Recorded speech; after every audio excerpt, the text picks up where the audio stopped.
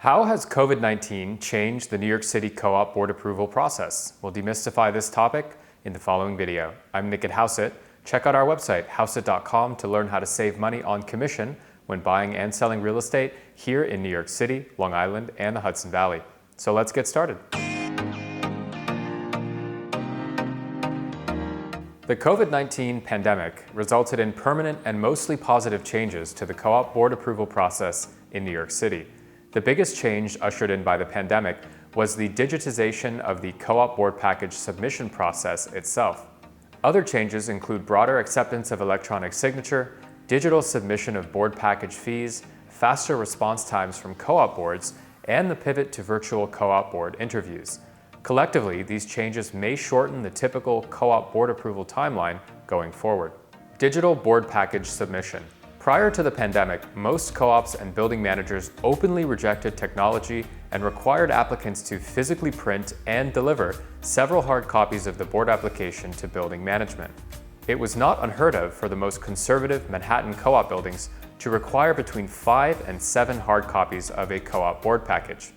And since a typical board package can run upwards of 500 pages, buyer brokers were therefore required to print out thousands of pages of highly sensitive and confidential financial information. All the copies put together, in some cases, could literally fill several boxes and weigh over 100 pounds. After spending hundreds of dollars on printing, the buyer's agent had to hire a messenger to deliver these physical hard copies to the office of the managing agent. Some brave buyer's brokers chose to personally deliver a large and heavy box, or in some cases several boxes, containing these copies to building management. And once management received the hard copies, someone at the office, most likely the transfer agent, would have to coordinate the delivery of the physical copies being sent to every single co-op board member. Sound ridiculous? Well, it was. For years and decades, co-op buildings in New York City openly and defiantly rejected the use of email, cloud storage, and other far more efficient and environmentally friendly ways to accept board packages. Here at Hauseit, we could never reconcile the environmental damage caused by this archaic process and the fact that the vast majority of co-op board members and residents in New York City are highly liberal and, perhaps rightfully so, very focused on climate change. Once the pandemic arrived in New York City, the transfer agents at the management companies started working from home. Therefore, and almost immediately, physical submission of board packages completely disappeared. The transfer agents who were working from home had no interest in receiving a delivery of, say, 100 pounds of physical documents, and thereafter having to coordinate the delivery of these copies to individual board members, many of which had left the city due to COVID. Although very few buildings immediately updated the submission instructions in the board package to remove language about physical copies, transfer agents were happy to receive board packages via email or through a cloud storage link, such as Dropbox and Google Drive. In the years following the pandemic, we anticipate that most co-op buildings and managing agents will continue to accept digital submissions. We also expect most co-ops to update the board package submission instructions to reflect the acceptance or perhaps the requirement of a digital submission procedure. Broader acceptance of electronic signature. Aside from catalyzing the pivot towards electronic board package submission, the pandemic also further legitimized electronic signature in the eyes of co-op boards and management companies. Prior to COVID, and despite the unquestioned legality of electronic signatures in New York, management companies often demanded original ink signatures for any signature pages in the board application.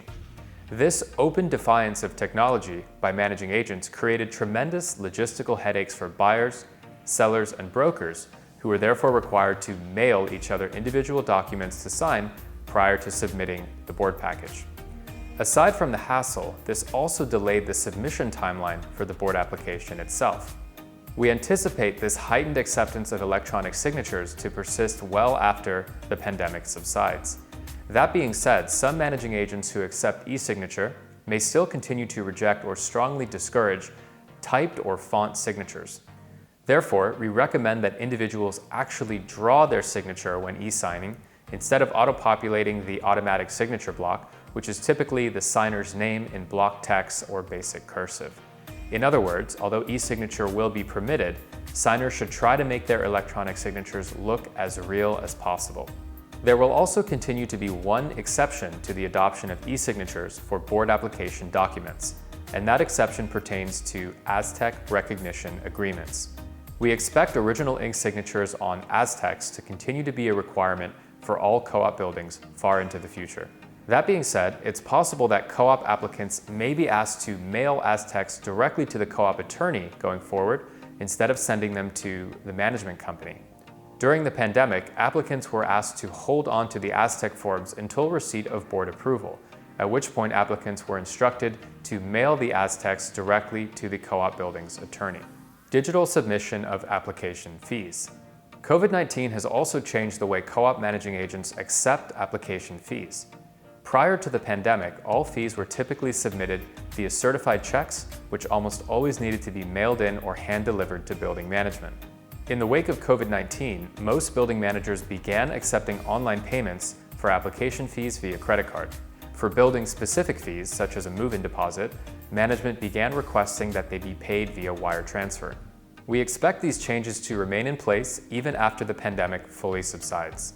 One arguably negative change to the co-op board approval process resulting from COVID is that many co-op buildings added new fees for purchase and lease applications, such as a COVID-19 cleaning fee.